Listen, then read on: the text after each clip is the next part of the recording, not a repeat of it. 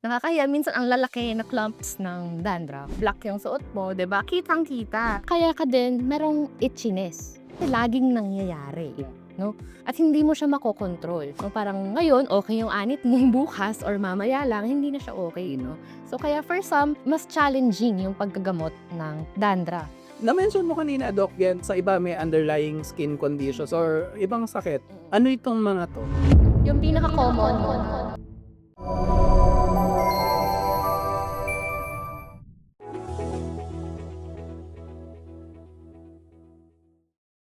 Good day mga kababayan! Dito sa medico.ph, gusto nating pag-usapan yung mga sakit na hindi naman nakakamatay pero nakaka-bad trip talaga. So isa sa mga yon, pinaka-common at I'm sure maraming makaka-relate, including kaming dalawa ni Doc Bien, ay yung papalik-balik at nakaka-bad trip na balakubak. So pag-uusapan natin ngayon, ano bang nagdudulot niyan? Ano ba talaga yung balakubak na yan? Ano yung mga lunas? At pinakamahalaga sa lahat, ginagawa ba siyang sangkap sa pulburon? Friends, bago tayo magtuloy, i-invite lang namin kayo. Paki-check naman store.medico.ph. Flash sa screen, pero meron din link sa description. Doc, ano pong makikita nila dito? Doon yung mga collagen, yung mga vitamins, yung mga glutathione, and soon daw, darating yung turmeric natin at ang mga ibang mga herbal natin. Okay, kasama na dyan yung malunggay at iba pang mga natural na nilagay sa capsule form. So kung di niya pwedeng kainin araw-araw, pwede niya namang i-take na parang mga pills lang or parang mga supplements. So lahat ng mga nagtatanong kung saan okay yung collagen, anong brand yung mga yan, pati glutathione, na-mention naman ni Doc, ano yung mga benepisyo nito. Check nyo lang, store.medico.ph. Enter nyo sa Google Chrome nyo, sa Safari nyo, kung ano man yung browser nyo, madali lang pong hanapin. So Doc Yen, kilala ka naman na ng mga audience, hindi naman kailangan ng mahabang intro, diretsahan na. Ano ba ang balakubak? ang balakubak or in English, dandruff, is yung mga puti-puting nakita natin sa ating anit na nagsha-shed off, madalas maaring parang powder, parang baby powder, or minsan mga malalaki na flaky na mga nahuhulog sa ating anit. Depende ito sa nagiging dahilan, either dry scalp ba o merong underlying na skin condition, kaya mag-iiba ang itsura ng inyong balakubak o dandruff. Pero siguro para mas maintindihan natin, i-explain lang natin kung bakit nga ba nagkakaroon ng dandruff o paano nabubuo yung mga dandruff. Ang anit kasi ng tao, kahit pagkapanganak pa lang natin, meron yan natural na yeast. So nabubuhay ang isang klase ng yeast, ang pangalan niya is Malassezia. So si Malassezia, paborito niyang tumira sa mga glands, sweat glands natin, sa ating mga hair follicles, at doon sila nabubuhay. Ang Malassezia, kahit na pagkapanganak pa lang, basta nabuhay na ang baby, pupunta na sila dyan. At pagpepiesta na sila dyan sa ating mga hair follicle. Tumitira sila sa loob ng hair follicle at kinakain yung mga natural oils na napoproduce sa ating hair follicle. Okay. Mhm. Yun yung nag-a-attract pala sa kanila. Oo. Oils. Mga natural oils. Natural po itong mga yeast na ito, no? Baka pag narinig nila, hala, fungal infection. Hindi po, no? Ang Malassezia ay talagang nandyan sa inyong anit. Kahit na may balakubak ka o wala, nandyan sila. At kapag dyan sila nabubuhay, of course, dyan din sila kakain. Kinakain nila yung mga oil. At binibreakdown nila yung mga oil na nasa ating hair follicle into two. Saturated fats tsaka unsaturated na fats. Madalas natin naririnig yan sa mga pagkain natin, di ba? Actually, I was Diba? about to say, ito sa Oo. cholesterol di ba? Oo, ganun din sila, no? At katulad natin, meron din silang preferred na klase ng mga fats. So sila, kinakain nila yung mga saturated na fats at tinitira nila yung unsaturated fats. Okay. Pihikan si Malassezia, no? So yun lang kinakain niya. At kapag natitira yung mga unsaturated fats, yung mga tira-tira nila, mga hindi nila kinain, napupunta yan sa ating balat, sa ating anit, at nagkakos ng irritation. Papasok yan sa balat, pinahayaan niya ang moisture ay hindi na nalalock in sa balat. So dahil dun sa mga na-stuck na fats, lumalabas ngayon yung moisture kaya nagkakaroon ng pagdadry. Okay. So ngayon, ang gagawin ng katawan, i-repair niya yung balat. Naturally, 2 weeks, gagawa ng bagong balat. So talagang nangyayari yan sa atin. Nag-shield off talaga tayo ng balat, ginagamot talaga ng sarili natin ang mga balat natin. No? Pero kung meron ganun, mas napapabilis yung paggawa ng bagong balat.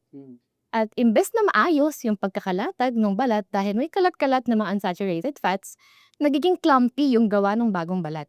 Kaya ngayon, patong-patong yun, pangit yung pagkaporma, na tatanggal. Okay. Yun pala yun. Oo, kaya siya nagre-flake off kasi hindi tama yung pagkakagawa ng balat. Para palang ano 'to 'no, para palang mali ang pagkakapalitada nung anit mo kumbaga. Kaya nagbibitak-bitak, gano'n siya. So, dahil nangyayari yun, nabibitak, nagfi-flake off, yun yung nakikita natin na dandruff. Okay. So kaya pala 'pag may balakuba ka, 'pag kinakapa mo yung anit mo, parang hindi Oo, pantay-pantay. parang may umbok, minsan Oo. nakaumbok, minsan may mga parte na nandun lang siya, 'no.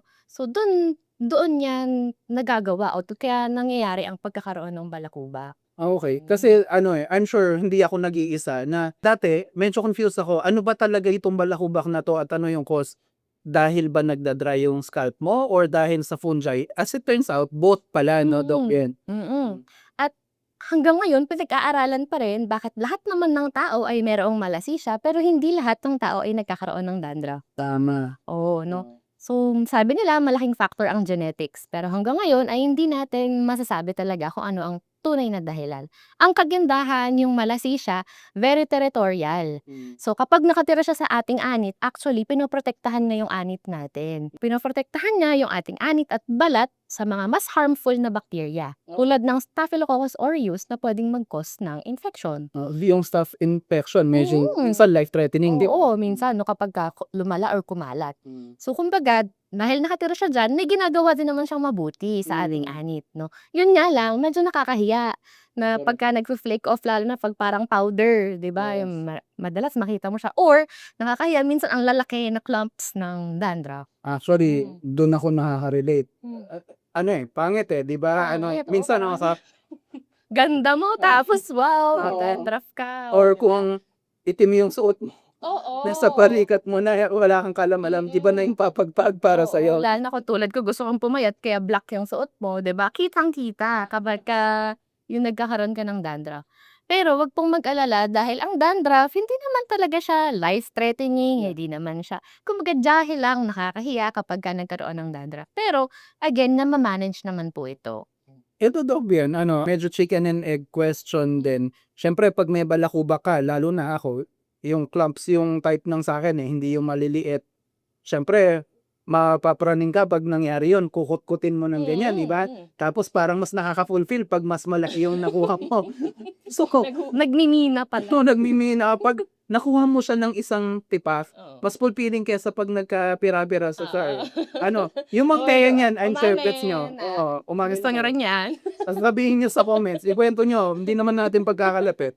Anyway, 'pag ang tanong ko kasi 'pag nagkakagano'n yung sa'kin, napapansin ko 'pag susunod akong maligo, parang mahapdi-hapdi yung anit ko. Ngayon, parang nagsusugat yata, 'no? Mm. Ang tanong ko, ano nagko-cause nung maliliit na sugat na yun? Yung bang pagkutkot ko o nagsugat na talaga dahil dun sa balakuba? Yung sabi natin 'no, dahil nga may mga unsaturated fats na fatty acids na nandun sa balat, meron na talaga siyang mga konting irritation. I see. Dahil of course, dahil dun nagre-react yung balat natin, dahil nagkaroon ng break, lumalabas yung moisture, ta-try and i-repair ng balat. So, isa sa mga gagawin niya is magko-cause siya ng inflammation dun sa site. Kaya ka din merong itchiness. So, hindi lang dahil pangit yung pagkakagawa ng balat 'no, na parang pangit yung palitada ng anit mo kaya ka nangangati. Actually, dahil nagkaroon na siya initially ng inflammation o pamamaga na reaction dahil nga nire-repair niya. So, yun isa pa yun 'no, na magko-cause ng pangangati. At of course, kung kinamot mo yan, nagsugat yan, siyempre may kuko ka, 'di ba? Tama. Gusto mo yung madiin pa na kamot. Tsaka gusto mo nga kunin ng isang Oo, gusto mo biraso. talagang kuhanin mo. So, talagang magkakaroon yan ng pagsusugat. So, kumbaga nagso-snowball Oo. o kumbaga lalo pang lumalala. Imbes na hinayaan mo na lang siya, hindi mo na siya dinisturb at hinayaan mo siyang mag-shed off mag-isa dahil magshe-shed off po yan mag-isa 'no. 'Pag naligo ka, nagsuklay ka, aalis din siya mag-isa.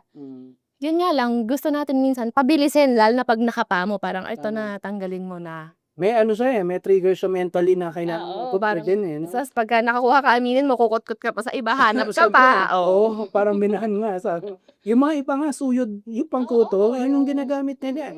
Para makuha nilang ano, gaganunin nila, tapos sasabihin, Oo. pulburon sa talong. Ewan ko sa ibang lugar, sa Pampanga, ganun yung mga tao.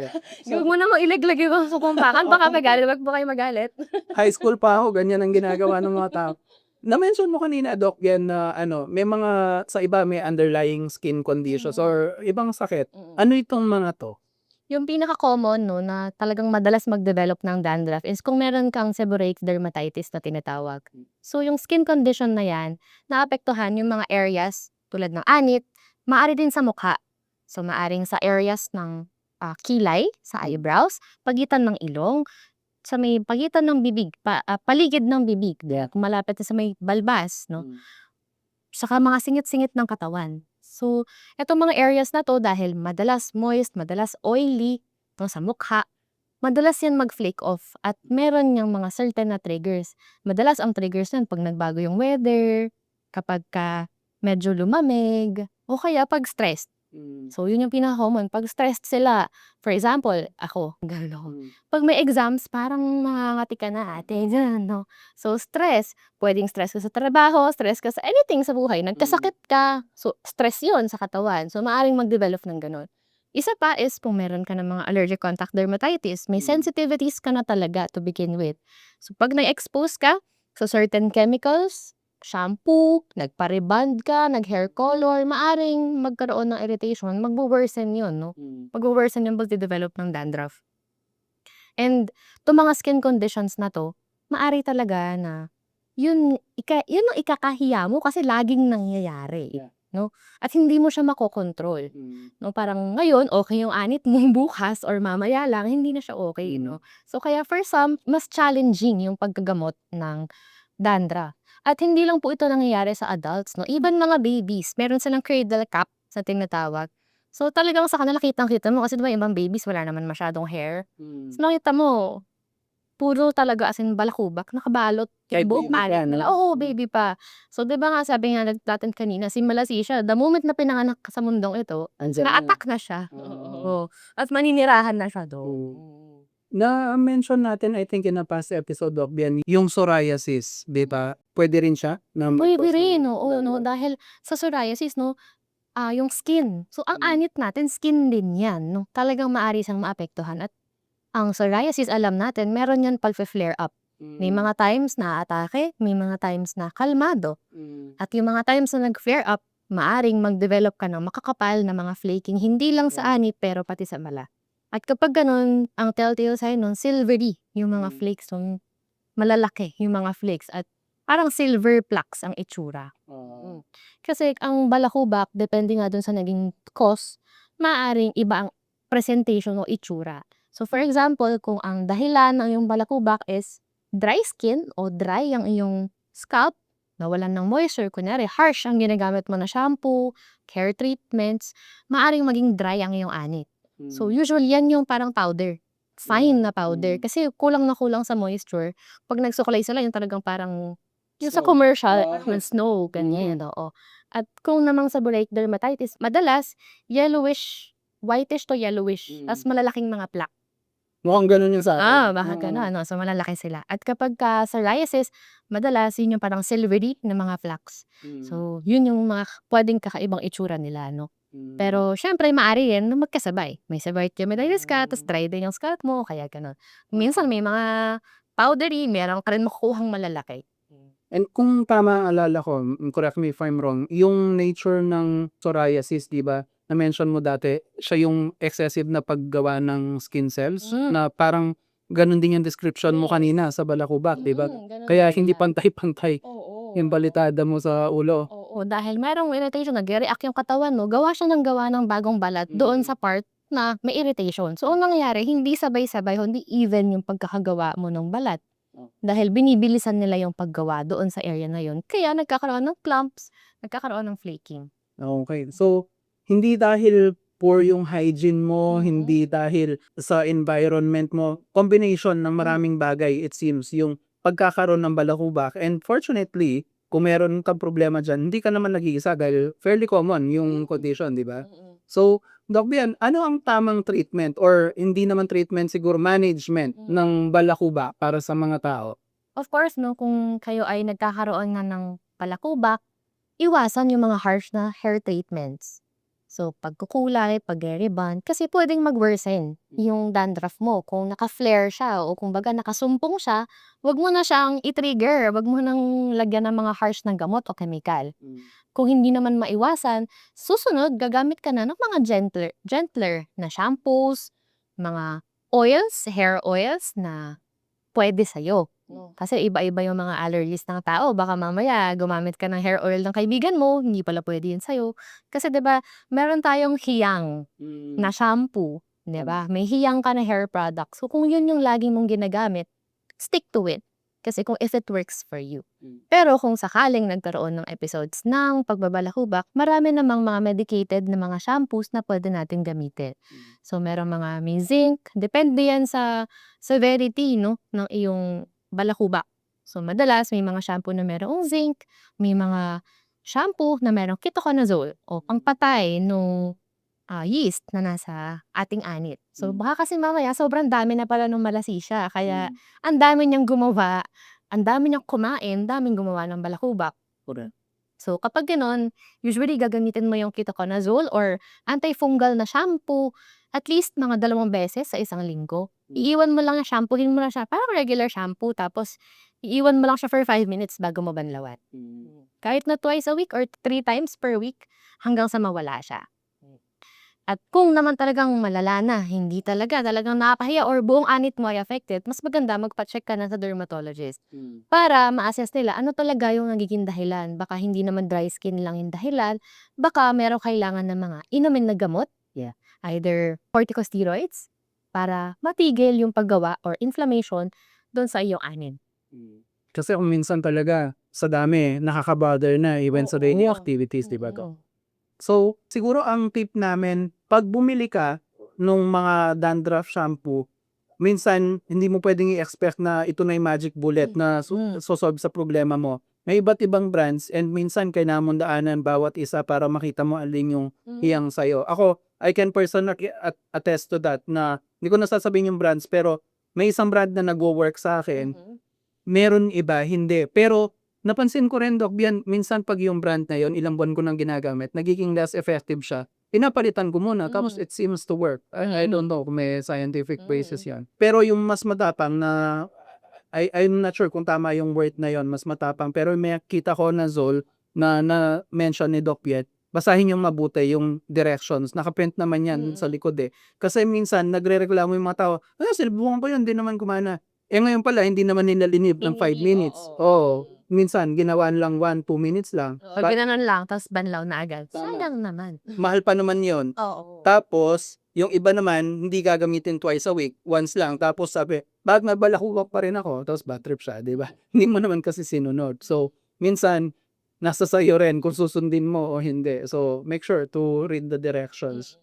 Anyway, yun yung mga treatments natin. Huwag mawalan ng pag-asa. Sabi nga ni Doc Bien, ang daming mga ways para i-manage ito kung di man outright na matanggal. And malabo naman talagang outright patanggal siya At forever, di ba? wag pong mapufrustrate kung okay ka na ngayon, tapos next month bumalik siya. Ganun lang po talaga. Ganun lang talaga. Pabalik-balik lang siya. And sabi nga ni Doc Bien, minsan genetic eh. May taong mas malas dyan kesa sa iba. Yung mga iba, kahit hindi mapag-shampoo, hindi nagkakabalakubak. Minsan nga may mga napapanood pa akong anecdotes ng mga tao na sinasabi nila yung ginawa nilang less frequent yung pag-shampoo nila. Oo. Nawala daw yung balakubak. So, Yung iba, it works na every other day kasi depende kung saan ka nakatira. Baka mamaya yung lugar kung saan ka nakatira, kailangan mong mas dalasan. No? Kung mainit, lagi kang pinapawisan, laging oily yung iyong anit, syempre mas dalasan mo yung paghuhugas. No? Pero kung nakatira ka sa mga lugar na dry, malamig, baka mas makakatulong pa sa'yo na bawasan yung pag-wash mo ng buhok. makes sense kasi Amerikano yung napanood kong nagsasabi nun eh. So, sa tuyong klima siguro siya. Kasi try mo dito, mamaya lang lagkit na yung buhok mo. Wala ka nga malukubak, hindi mo naman matake yung amoy ng sarili mong buhok. Medyo pamit din. Oo. Anyway, yun po. Ang daming ways to manage yung dandruff. Wag masyado ikahiya, pero syempre, wag ka rin naman maging proud na laging nag-flake yung ulo mo. Anyway, this has been Glenn, the Managing Director of Medico.ph, along with our partner in health, of course, Dr. Bien Carmela Hanlas, nagsasabing stay happy, stay healthy, and hopefully dandruff-free. Bye-bye!